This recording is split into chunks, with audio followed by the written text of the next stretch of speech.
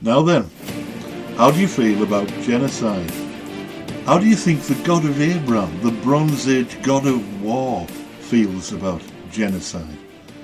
More importantly, how do you imagine those Christians who think the Bible is the infallible word of God feel about the abuses committed by the State of Israel today toward Palestinians in the West Bank?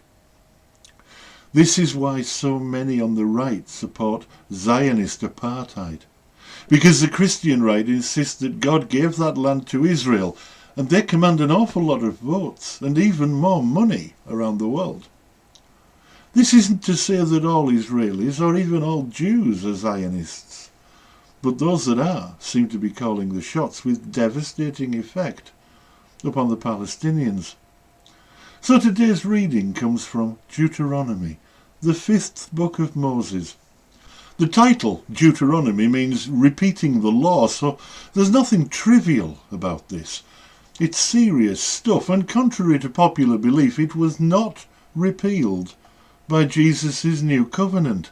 Jesus was clear that not one jot or tittle of the law shall be changed until all has been fulfilled, presumably including his return in glory, and since that hasn't happened yet, then presumably this law still stands. Hence all the human rights abuses winked at by so many Zionist Christians. Listen to this. When thou goest out to battle against thine enemies, and seest horses and chariots and a people more than thou, be not afraid of them. For the Lord thy God is with thee, which brought thee up out of the land of Egypt. And it shall be, when ye are come nigh unto the battle, that the priest shall approach and speak unto the people, and shall say unto them, Hear, O Israel, ye approach this day unto battle against your enemies. Let not your hearts faint, fear not, and do not tremble, neither be you terrified because of them. For the Lord your God is he that goeth with you to fight for you against your enemies, to save you. And when thou comest nigh unto a city to fight against it, then proclaim peace unto it. And it shall be, if it make thee answer of peace and open unto thee, then it shall be that all the people that is found therein shall be tributaries unto thee, and shall serve thee. And if it will make no peace with thee, but will make war against thee, then thou shalt besiege it. And when the Lord thy God hath delivered it into thine hands, thou shalt smite every male thereof with the edge of the sword.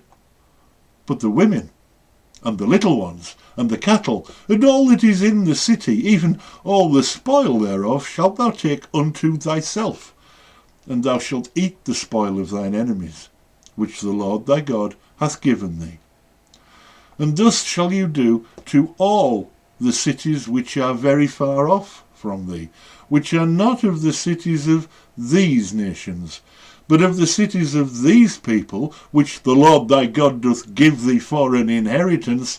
Thou shalt save alive nothing that breatheth, but thou shalt utterly destroy them, namely the Hittites and the Amorites, the Canaanites, the Perizzites, the Hivites, and the Jebusites, as the Lord thy God hath commanded thee. This isn't defence. It's invasion and it's genocide. This is the unchanging God of Abraham commanding the outright destruction of entire populations, including, presumably, innocent children and pregnant women. So don't give me any pro-life crap about the value of unborn babies before the Lord. Your God is a war criminal, a brutal, capricious, sadistic and genocidal torturer. And the Christians who follow him into defending the abuses of the Zionists are no better.